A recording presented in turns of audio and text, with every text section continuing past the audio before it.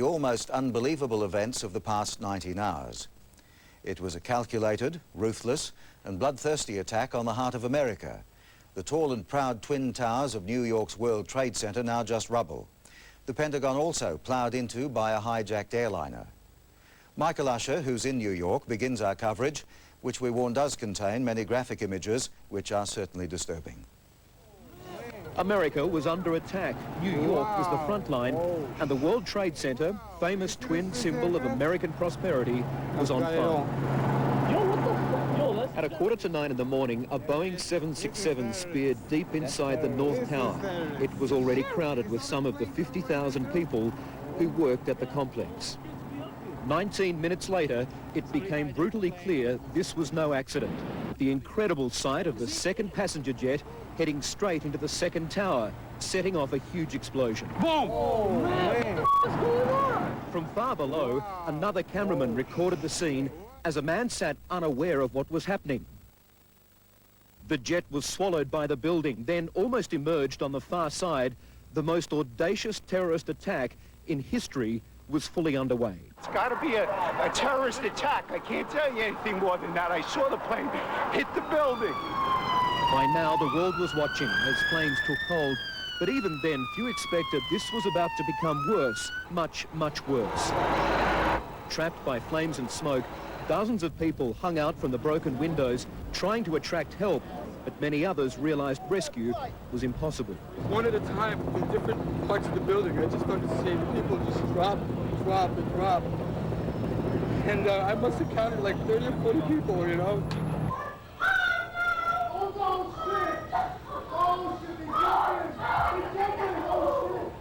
For all those who somehow kept hope alive and thousands more scrambling to escape down the stairwell, all hope ran out.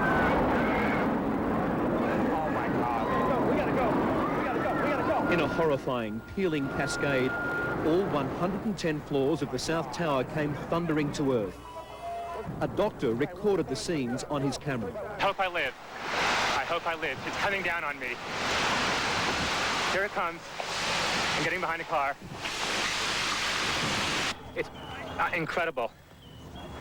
Okay, I'm gonna have to go find people who need help. Because I don't think I'm one of them. Dude, man, the thing's gone. It blew up. I don't know. I came down. I'm alive. Still around, guys. Still around. Another cameraman kept recording as a massive dust cloud rolled towards him. Then the shockwave knocking other people to the ground. Everywhere, people running. This reporter telling how a stranger tried to save her from the blast. Finally, as we ran and ran, he slammed me into a wall and covered my body with his. I could feel his heart beating against my backbone.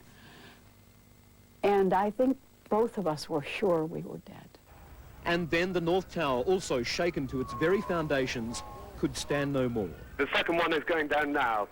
As I speak live, the second one is now collapsed down to the ground. I'm asking you for your life. Get the f*** out of here, please. All right, we got so many people dead. Let's go, please, out of here. I saw it blow and then ran like hell. Thank God. I'm 69, but I can still run. This is now the terrible task at hand, emerging from the dirt and rubble and smoke. The fleets of ambulances, presumably carrying the many, many dead. Any way possible, rescuers rushed to help. Any transport they could find used to get the injured to hospital. One conservative estimate has up to 2,000 people admitted to hospital, mostly with burns and breathing problems. Also turning up, people answering the appeal to give blood on a scale not seen outside wartime. With both towers gone from the New York skyline, their rubble filled the streets for blocks around the scene. Also on the ground, an engine from one of the jets. Fire engines and other emergency vehicles were pounded by the wreckage. Up to 300 police, firemen and paramedics are thought to be among the dead. I'm some of the best people in this department. I can't find anybody from 5 rescues and 7 squads. And it's just, it's a devastating thing. Have you seen people bleeding, and what did you see? Oh, everybody could see. You want blood? Here's blood. Everybody's bleeding. Nightmares. Armageddon right here. Overshadowed by all this, another outrage an hour later in Washington. A third hijacked passenger jet aimed at the heart of America's military, the Pentagon. The aircraft crashed right through to the central courtyard, killing all 64 on board. 20,000 people work at the Pentagon, and the death toll on the ground is said to be at least 800. Fearing the White House was another target, the Secret Service evacuated all staff except for the government executive and military high command bunkered below the building. A fourth and final hijacked passenger jet remained a menace in the sky, apparently unable to reach its target of the Camp David presidential retreat. It crashed in Woodlands in Pennsylvania. There were no survivors. Another 45 innocent passengers and crew taken to their deaths. Back in New York, the tragic sight of a mortally wounded city, but Lady Liberty's standing strong. America will be leaning heavily on her symbols of nationhood, comforting the bereaved, tending the wounded, and looking for justice against such ruthless invaders. In New York, Michael Usher, National 9 News. Michael Usher joins us now. Michael, it's the middle of the night in New York. The rescue operation continues. How close are the emergency teams to the worst of the destruction? Well, they are cautiously moving closer to ground zero, the heart of the destruction. Over the past few hours, we've seen hundreds of tons of heavy machinery being driven into the site. They will slowly start to pick through the ruins. There have been some reports of some survivors underneath all that, using their mobile phones to call family. But so far, no confirmation that any of those people, those poor people, have been pulled out alive. Still, beneath those collapsed towers, the intense fires continue to rage. They simply haven't been able to put them out. And in the past few minutes, a very sombering sight, busloads of exhausted firemen and police and rescue workers that are being driven out, having finished their valiant shifts, their faces covered in dirt and dust, many of them just sitting in silence and staring out the window. So with daylight in just a few short hours here, New York will wake up to a skyline that's been maimed and mutilated by terrorists, and a city that will essentially remain shut down for many days in very much a state of emergency. Back to you. The death toll from this tragedy is still anyone's guess. Many thousands were in the World Trade Center. About 300 firemen and another 100 police are missing after going to help. Up to 800 could have died at the Pentagon and at least 200 on the 4 planes. Americans truly believe that today someone, some group, declared war on them. As they watched the horror of it all unfold before them on television, the country went on a warlike footing. The worst part about it is there ain't nobody to fight.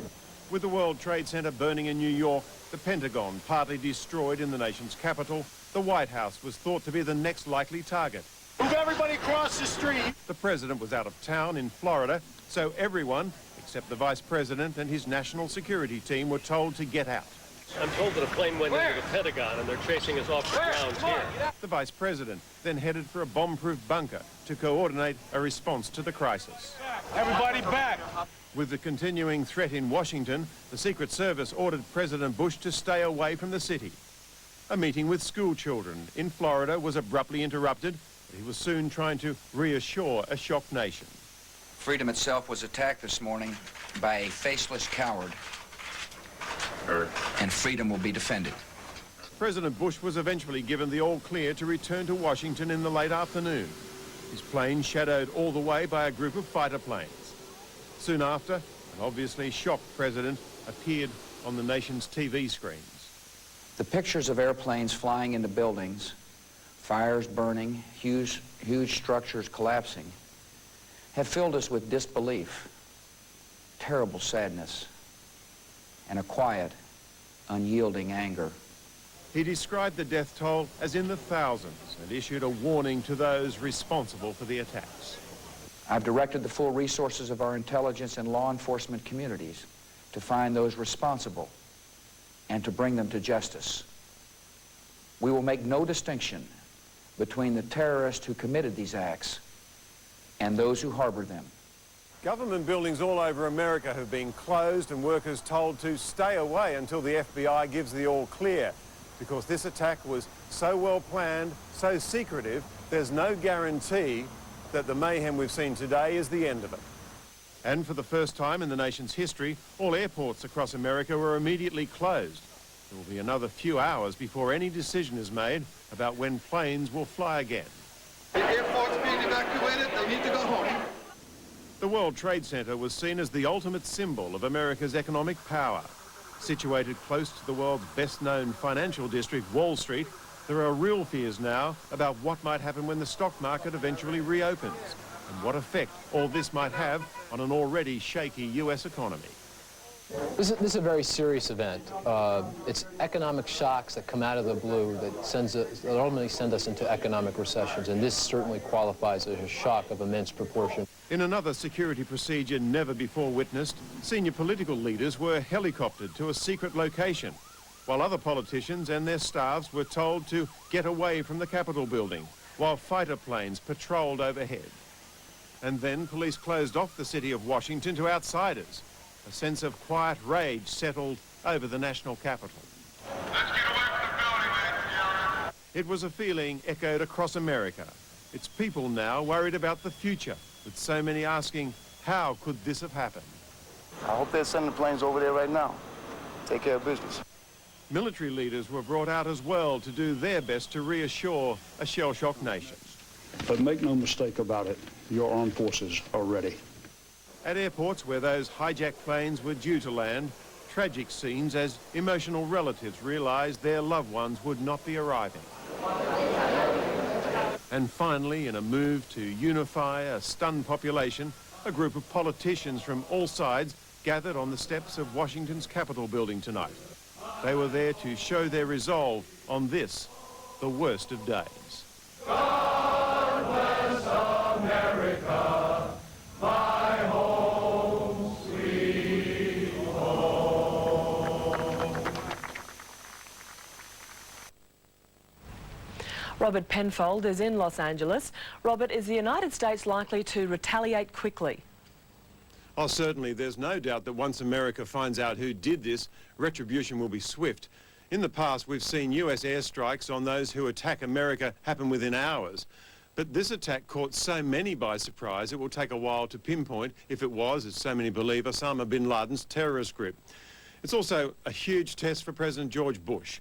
Bush will back the military all the way on this one, and when they find out who did it, he has promised to use all of America's extraordinary military powers to get the terrorists and those who harboured them. Back to you. The attacks have raised so many questions. One of the most crucial is how the 4 airliners could have been hijacked in the first place. It was such a well-planned act of terrorism with multiple targets and horrifying results. The doomed flights took off within minutes of each other. At Boston Airport, both American and United Airlines 767s headed for Los Angeles shortly after 7:45 this morning. Fully laden with hundreds of thousands of litres of fuel, the jetliners were about to become flying bombs bound for oblivion. They were joined by 2 other aircraft, a United 757 flight from Newark near New York en route to San Francisco, and a similar American Airlines service on its way to LA from Dulles near Washington. Radar screens picked up the first signs of trouble when the aircraft strayed from their planned flight paths. American Airlines Flight 11, its airspeed suddenly varying wildly, made a dramatic U-turn, and soon after the plane ploughed into the building. But watch what happened. As the plane entered eastern New York, it turned sharply to the south and headed straight for Manhattan. At 9:04, there was almost an instant replay as the second 767 followed, this time crashing into the middle of the other skyscraper. But there was still 2 hijacked planes in the air. One of several terrified passengers who managed to make a mobile phone call was Barbara Olson, wife of one of President Bush's most trusted advisors, the Solicitor General. In her final moments alive, she pleaded for help and offered chilling clues about the unfolding mid-air terror. A woman calling her husband, saying that these hijackers were on board, that they had box cutters, those sorts of knives, and they had herded all of the passengers into the back of the plane. A third aircraft, American Airlines Flight 77, speared into the Pentagon building, a symbol of American military might and security, at 9:38. Meanwhile, the 4th plane, a flight from Newark, was headed west as air traffic controllers watched it turn back to the east coast. At 10:20, more than 2 hours after the coordinated attacks began, United Airlines Flight 93 crashed into a rural Pennsylvania field, and it's here that the best evidence yet of what went wrong may well be uncovered. Authorities hope to find the black box recorder containing tapes of cockpit conversations of those last terrifying moments. In the United States, Annalie Taylor, National 9 News. Prime Minister Howard was in Washington when the attacks took place. He's offered Australia's support and sympathy to the United States and has cut short his official visit. John Howard faced the media in Washington only minutes after the first terrorist strike on the World Trade Center towers, and he was clearly shaken. Could I just say before I start on any domestic things how horrified I am at what I've just heard regarding what's happened in New York. As the Prime Minister answered questions, an American Airlines Boeing 757 slammed into the Pentagon, America's key military command centre within sight of Mr Howard's hotel. It appears to be a most horrific, awful event that will obviously entail a very big loss of life. Oh, dreadful. Just appalling. Awful. Just 400 metres away, Australian television cameramen were caught up in the chaos at the White House as security was placed on full alert and federal buildings around the Capitol began to be evacuated. Folks, we need you to clear out this area immediately! Mr Howard, his wife Jeanette and son Tim were rushed to the safety of a bunker at the Australian Embassy, now under the armed guard of the US Secret Service. The Prime Minister was briefed on the tragic events unfolding around the United States and emerged 3 hours later to read a message he'd sent to the United States President on behalf of the Australian people. In the face of an attack of this magnitude, words are always inadequate in conveying sympathy and support.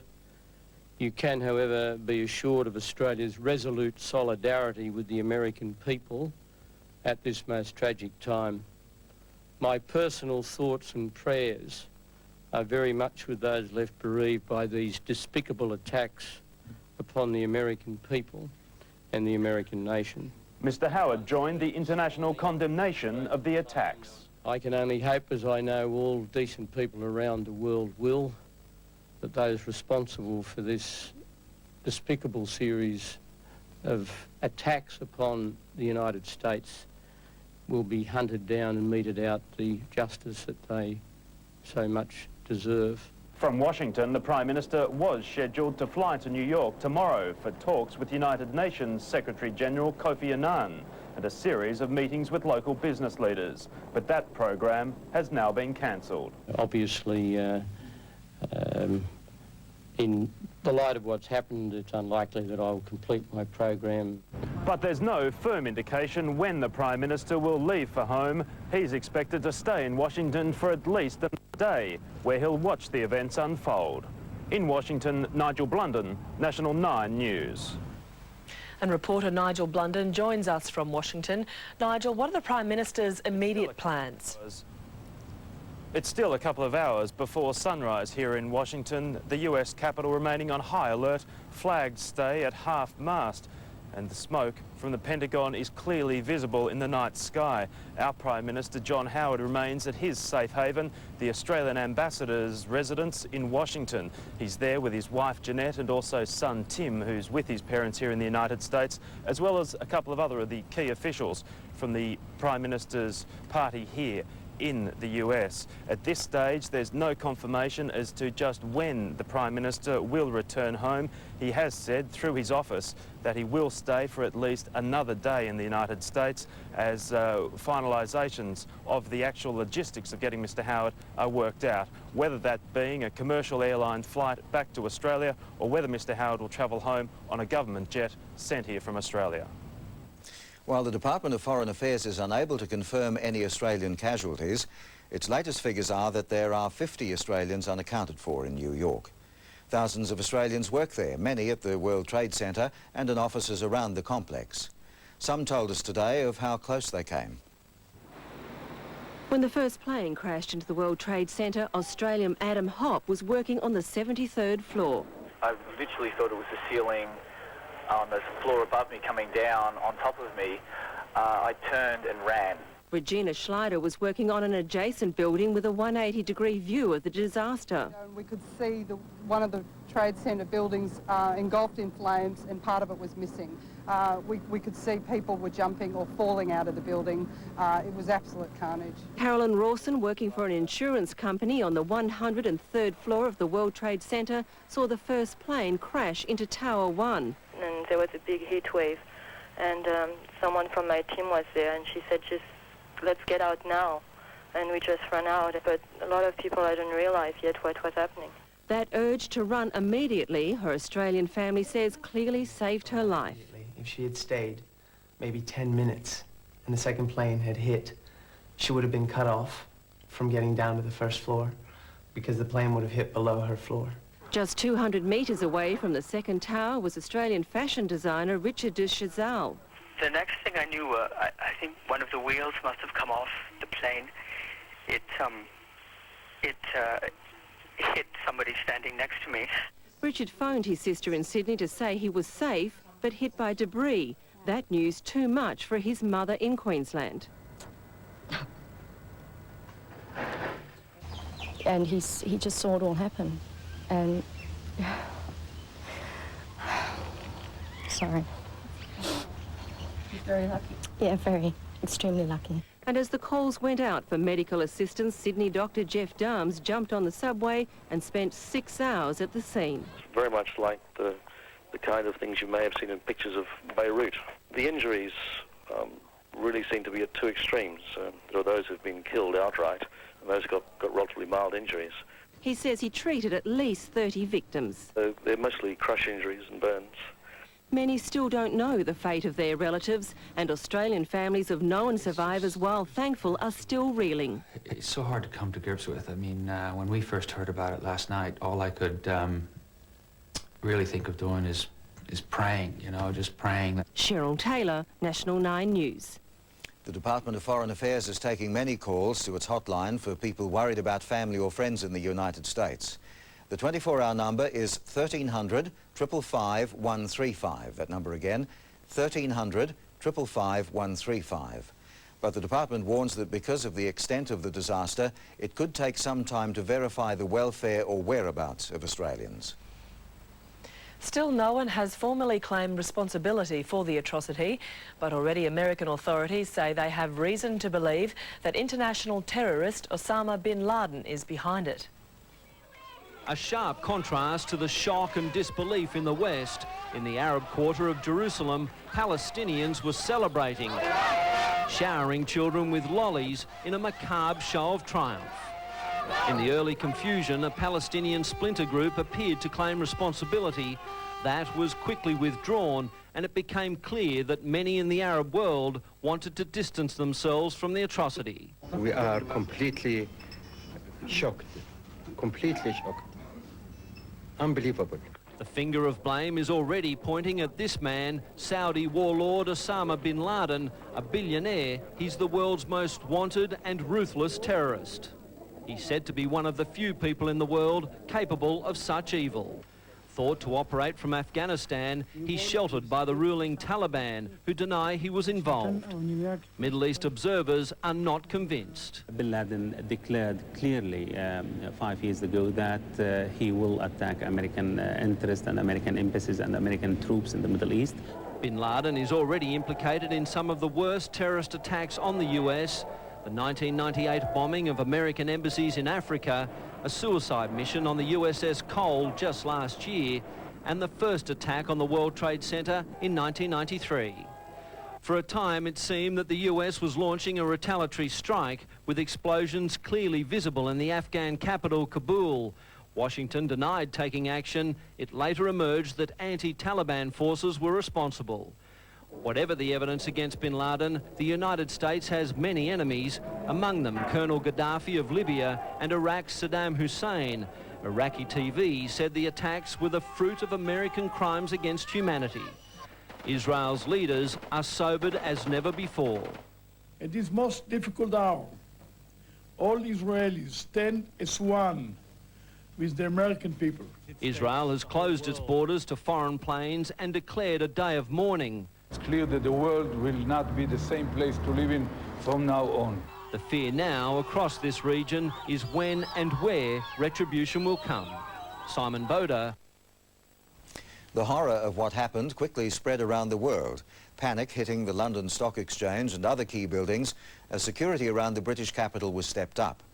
The Queen sent a message to President Bush shortly after the attacks, saying she was in total shock.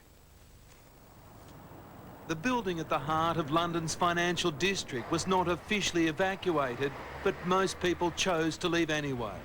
The skyscraper in Canary Wharf emptied. So too did the headquarters of the London Stock Exchange, while other landmarks were closed as a security precaution. It was a somewhat surreal afternoon in that we could see that all was going on, and then basically someone came round and said, right, everybody out. Many workers had colleagues based in New York's Twin Towers. To think that those people that certainly I knew in New York have collapsed along with the building is very difficult to comprehend.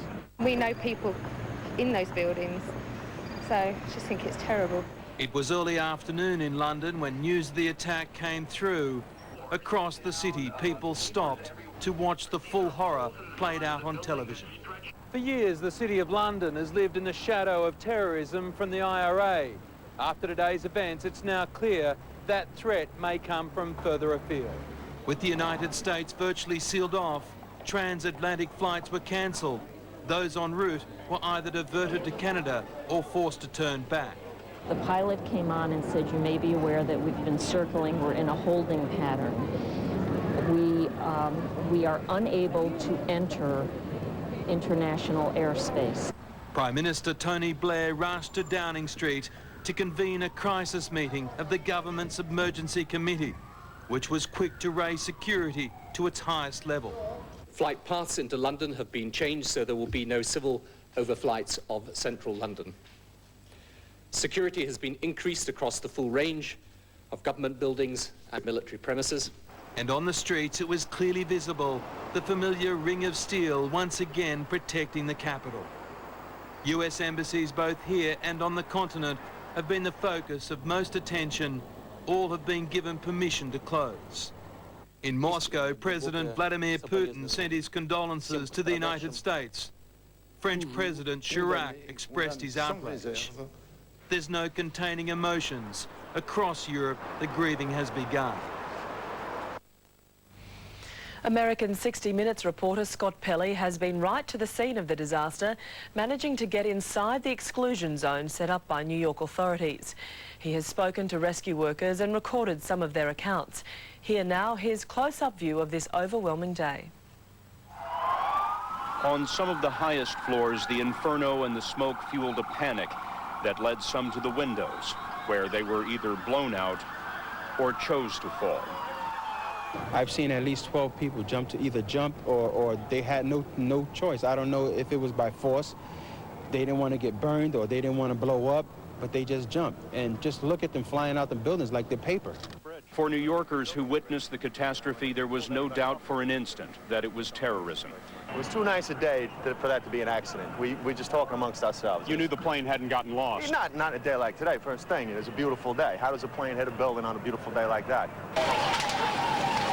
Firefighters working at the center of the attack describe a scene of overwhelming devastation. Pieces of bodies in the streets and in the rubble. Rescuers climbed the girders of the shattered building searching for any sign of life, but there were precious few. Many firefighters and officers were wounded or killed when the first responders were caught in the collapse of the towers. One police officer told us, no one has ever seen anything like this unless they were in Dresden in World War II. Horrible, horrible. The whole building just collapsed on us inside the lobby. 1 block from the base of the World Trade Center tower, the inferno burned 4 hours after the attack. Police cars, the first to respond, were incinerated by the collapse of the second tower. Many firefighters and officers were wounded in the collapse, perhaps killed. No one can say how many. No idea how many people, cops are dead. We have many people hurt. What about the casualties? What have you seen? uncountable. Let's go. Courageous firefighters responded from all over New York City, called from off-duty, called from vacation. Renee Davila was the first EMS supervisor at the scene. I was there, and I saw the building collapse. We all started running. I ended up inside the Hilton somewhere. I was like trapped. I don't know where I was. I couldn't find my way out with all the smoke and the debris in there. I finally just closed the door behind me and covered it so no more smoke and debris would come in. And what I did was I called my wife. I told her I love her. Go again. There's another one. Hours after the attack, many smaller explosions rumbled through downtown. Firemen, paramedics, and police officers walked out of the carnage in shock and disbelief. It was unbelievable in there. This guy's still trapped. We couldn't get to him. Anybody want to volunteer? Many New Yorkers rushed downtown to volunteer. These construction workers were from Ironworkers Local 40. What's the job in there? Whatever it is, to save somebody, one person saved is a life saved. Through the day, an inferno raged in World Trade Center Building Number 7, another massive office tower. Firefighters feared that it would collapse, and a little more than 8 hours after the attack, the abandoned building fell. 47 stories in the street. This is what's left of the carefully organized files and lives that were the World Trade Center. Bits of paper blasted into the street, construction dust 1 inch or 2 inches deep everywhere you look. What's eerie about this place now, several hours after the initial disaster, is just how quiet it is. You don't hear any ambulances racing away from the World Trade Center anymore. I saw many injuries. Hundreds, thousands. My eyesight did not see hundreds and thousands. I know that my heart and my brain tells me they were hundreds. Australia has pledged to support any American retaliation against those behind the terrorist attacks in New York and Washington. The commitment came from both sides of politics as a security shield was thrown around the US Embassy in Canberra and Australian government buildings were given increased protection. With the first news of the horrific events in New York and Washington, Australia's counter-terrorism plan swung into action. Intelligence and security experts working through the night, reporting to Acting Prime Minister John Anderson at 7 a.m. We've not seen anything like this. The scale of it, the meticulous planning of it. Mr Anderson spoke to Mr Howard in Washington, then arranged a phone hookup of cabinet ministers. And when it came to the question of whether to support retaliation by the US, Australia's political leaders did not hesitate. We will help them. We will support actions they take to properly retaliate in relation to these acts of dastardry against their citizens and against what they stand for. Acts of evil like this cannot go unpunished. You commit an act of war and you apply to it deadly force, you receive deadly force in return. If the United States establishes who's responsible and they decide to deal strongly with those people, we'll support that. Well before dawn, new security arrangements were being put in place. The US Embassy in Canberra was locked down, extra police and protective services guards brought in, an exclusion zone established around the complex. Everything stopped except the wildlife. X-ray to make sure it's okay. Protection was also stepped up at US consulates in Melbourne, Sydney and Perth, and special measures were taken to safeguard US warships in Australian ports. On all the advice that we have, there are no concerns in respect of Australia's security situation. Just the same, Parliament House in Canberra and other federal government buildings were put on special alert. Late this afternoon, at a special Canberra church service for the victims of the terrorist attacks, Governor-General Peter Hollingworth spoke on behalf of all Australians. To the American people, we say, we stand beside you today in your grief, in your horror, in your moral outrage. Laurie Oakes, National 9 News. Australia has not escaped the security crackdown over the disaster. American organisations in particular are being given extra protection. With security more intense than it was during the Olympics, Sydney International Airport early this morning was feeling the grip of a new world terror. Nothing was left to chance as sniffer dogs checked luggage at every corner of the terminal. In the city, the US consulate was placed under guard and the police commissioner kept the Premier up to date on a familiar strategy for Sydney's security. The National Anti-Terrorist Plan was activated immediately. These arrangements were refined and practiced during mock terrorist exercises in preparation for the Sydney 2000 Olympics. US companies in Sydney were placed on high alert.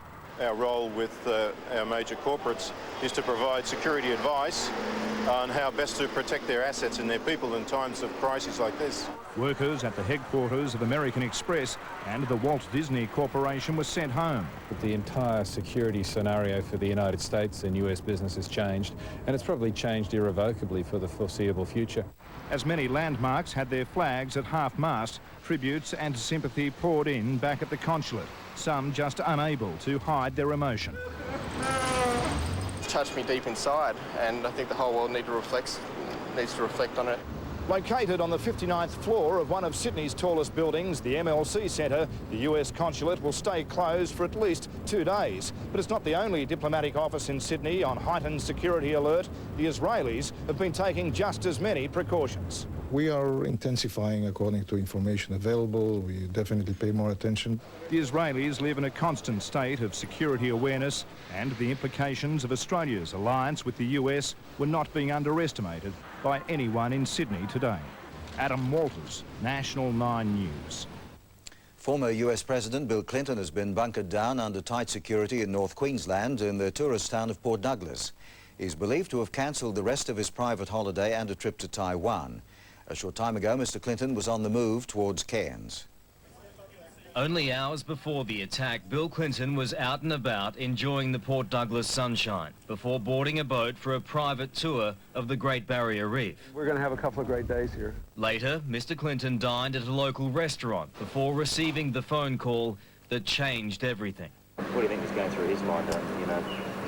Once that call. Oh, mate, total devastation like the rest of us in Australia. He retreated to his hotel room amid the tightest of security and hasn't been seen since.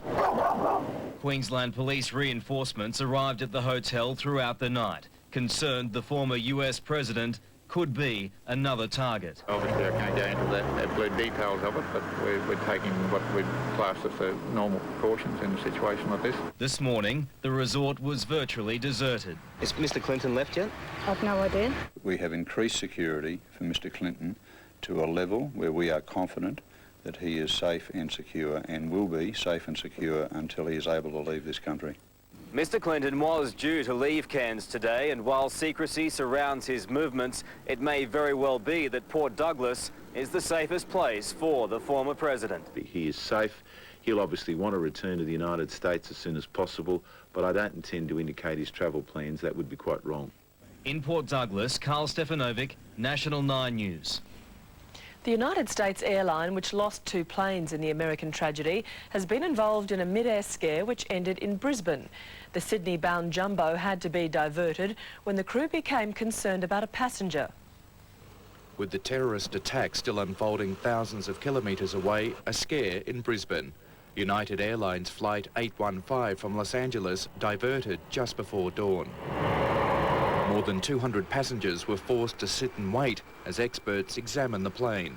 Then, nearly an hour later, they were allowed out to tell of the emergency. I was scared. I mean, you know, I was just sitting there hoping that the plane will land, that we'll all get off safely. Everyone was still asleep, so we were all kind of waking up and wondering what exactly was going on. They were told by the captain over the plane's intercom of the crisis in the United States. Oh, he just said you're always going to remember where you were. 5 passengers from Central America, including a man and his 2 sons, were taken away by federal and state police. The crew complained one of them had been using a computer which featured disturbing images. Just that there was a computer game being played with a plane on it, with the figure of a plane. The men were questioned and released at 1 o'clock. They'd flown here for a conference. With their plane well and truly grounded, many passengers were shuttled to the nearby domestic terminal for connecting flights to Sydney. problems too for those leaving for the US. Among those told the Qantas flight would only be going as far as Auckland, Goodwill Games swimmer Chad Charvin. Did a little vacationing and now I want to go home. I got to get back to work and training. At least the plane left for New Zealand on time. Neil Dawley, National 9 News. The attack has thrown world financial markets into a spin, to say the least. Nine's finance editor Michael Pascoe explains just how big an effect it's having. By choosing the World Trade Center as their target, the terrorists were aiming at more than the thousands of people in a New York icon. They were attacking the international financial system. They've succeeded in closing America's markets for at least 2 days and have wiped hundreds of billions of dollars off the value of stocks around the world. The worst hit are insurance companies. This disaster will see the biggest insurance payout in history, tens of billions of dollars. And airline valuations have plunged on the expected drop in travel. The fear beyond these measurable impacts is the danger of denting US consumer confidence. That would be enough to tip the US, and therefore the world, into recession. Australia has fared relatively well in the initial wash-up.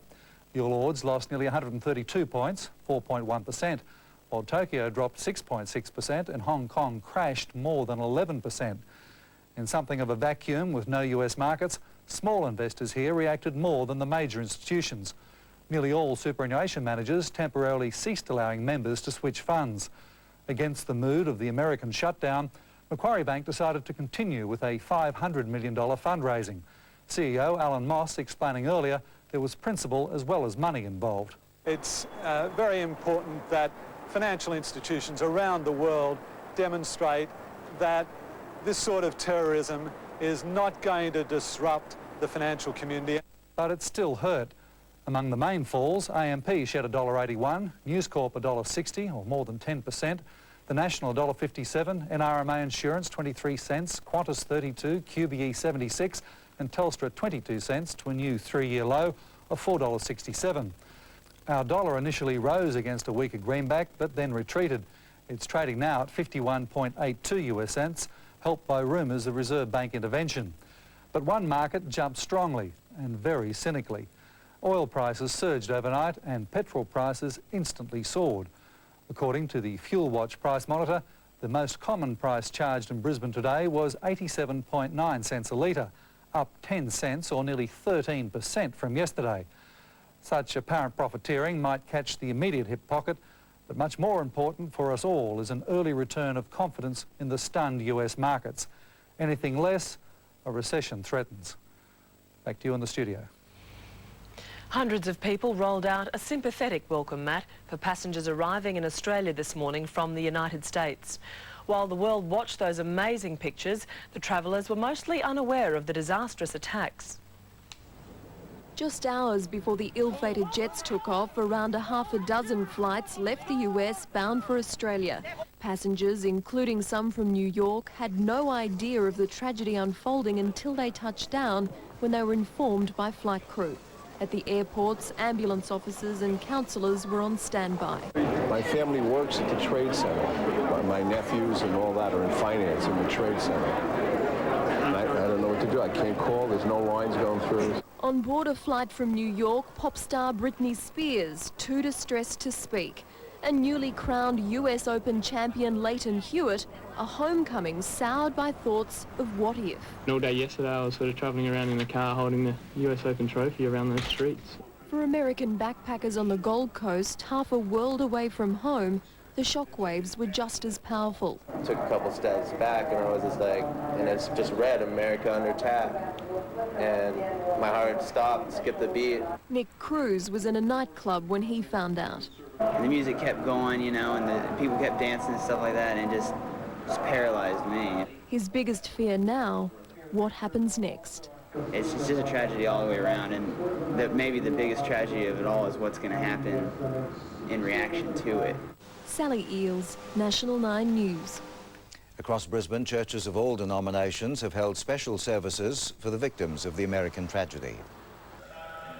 Just come to pray for the survivors and those that have lost their loved ones, those that are going to be crippled by it, and just seeking for God's help and guidance. City workers joined regular parishioners to fill the pews for Mass at St Stephen's Catholic Cathedral. Others gave up lunch breaks to spend time at the Albert Street Uniting Church. With blanket coverage in newspapers, on radio and television, it's been a traumatic day for all of us. Many parents are concerned about how to explain these momentous events to their children. Every morning, 8-year-old Thomas and 3-year-old Sarah like to watch a little bit of kids' TV. But today, with normal programs suspended, the family sat stunned as the horror of the attack was played out before their eyes. The scene would have been the same in hundreds of thousands of homes across the state. Shocked parents wanting to know more, while children like Thomas wondered if it was just another scene from an action movie. TV does promote a lot of these sort of action shows, and perhaps through that he probably thought it was another one of those. Worried about the impact of these graphic images, Mum Veronica finally switched off. I really didn't want them to become so overburdened with it that it becomes a preoccupation. But she doesn't want to make light of the dramatic events either. What do you say to children? And how do you go about dealing with these sort of issues? And if subsequent questions come up, how do you deal with those? They're questions parents will ask themselves, and the answers don't come easily. I suppose I'm just trying to sort of say that it's violence, and I'm trying to show them how some people solve their problems and how wrong it is. It's hard to explain. She asks a lot of questions, but it's very hard to explain to a 5-year-old exactly the devastation that's happened. Mum told me that they've hated America and they've done a really bad thing. Some schools across the state have taken the terrorist attack so seriously they've put counsellors on standby as the horror of it all hits home. At Stewart Home School, the chaplain was hard at work, encouraging Year 10 students to talk about what they'd seen. The Korean Mail with US under attack, I didn't know if it was World War III or what was happening. Back at the Percival household, Mum finally put a video on. But for Thomas, the ugly reality of the attack is now very real. The New York Trade building was Lexi Hamilton-Smith, National 9 News. We're now joined by psychologist Lee Hodder-Fleming, who specialises in post-traumatic stress disorder. Evening, Lee. Good Some evening. of the pictures we've seen are quite distressing. What impact will they have on people, particularly children? Particularly children. Children will look at this and wonder if their world is ever going to be safe again, which is a very dramatic thing for a child to have to worry about. Lee, this has happened on the other side of the world. Are those fears normal? Yes, they are completely. I think if we just have a look at the broader community who I've spoken with today, they're all in shock over this, even though it's thousands of miles away. Lee, how should parents deal with it? Should they stop the kids watching? I think that's a little bit unrealistic these days, Bruce. I think in light of the fact that the children will also be discussing it at school, preschool, all those types of things, that we need to let them see the actual footage, but in a way that we can help them process it. So do you suggest parents actually discuss this with their children? Absolutely, absolutely. Normalise all those experiences, those feelings that the children are going through, and let them know that this is a random act of terrorism, and try and reassure them that it is highly unlikely it would happen in our country with any luck. The Australian Muslim community today appealed for calm. How should feelings of anger be handled? It is very natural to feel anger about this situation. I think people will go through a variety of, right from shock, denial, right through to anger. People need to maybe channel that anger into helping other people in the community deal with this as well. I think if we all pull together, we should be okay. Sure. Lee Hodder-Fleming, thank you very much for your time. Thank you. The future of next month's Commonwealth Heads of Government meeting in Brisbane is hanging in the balance following the tragedy in the US. Premier Peter Beattie is taking a tough line, suggesting cancelling the conference will hand a victory to terrorists. But the final decision rests with the Prime Minister. As a heavily reinforced police motorcade practiced for the October meeting, Premier Beattie was meeting the Commissioner and CHOGM organisers. They pondered the very real prospects of CHOGM attracting terrorism to Brisbane. If we were to say today that we weren't prepared to host CHOGM, then the terrorists and the murderers win. Commissioner Bob Atkinson admitted the US attacks have heightened his concerns. I think it makes us all more aware of what potentially can happen. Without elaborating, he hinted security has already gone up a notch. We have the full support of other agencies, including the Australian Defence Forces, the Australian Federal Police, ASIO, the Protective Security Coordination Centre and other federal government agencies as well. The updated security measures drew howls of protest from the anti-CHOGM group. Certainly from some of the comments that have been made by Peter Beattie about the need to increase security measures and repression and so on around CHOGM does concern us. They accuse the Premier of using the US tragedy for his own agenda, while offering the effects of globalisation in Iraq and Afghanistan as a reason for the American attacks.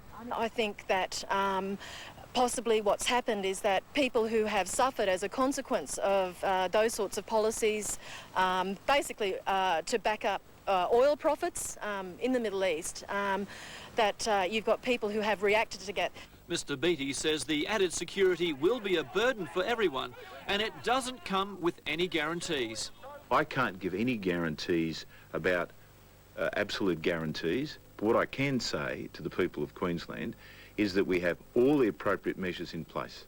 Mr Beattie says he remains 100% committed to CHOGM. However, the final decision rests with the Prime Minister and the Commonwealth heads of government.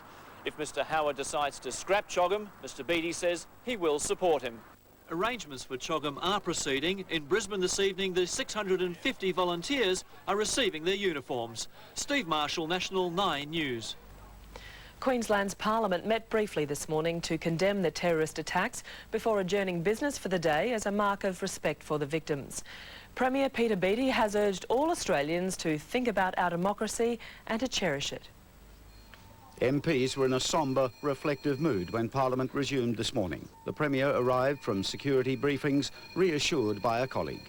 That peace and happiness, truth and justice... The prayer gave voice to what all present felt. The Premier lamented the barbaric attack on freedom and democracy. Democracy is like a fragile flower. It has to be protected. You can't hide it. Nothing can justify this mindless terrorism.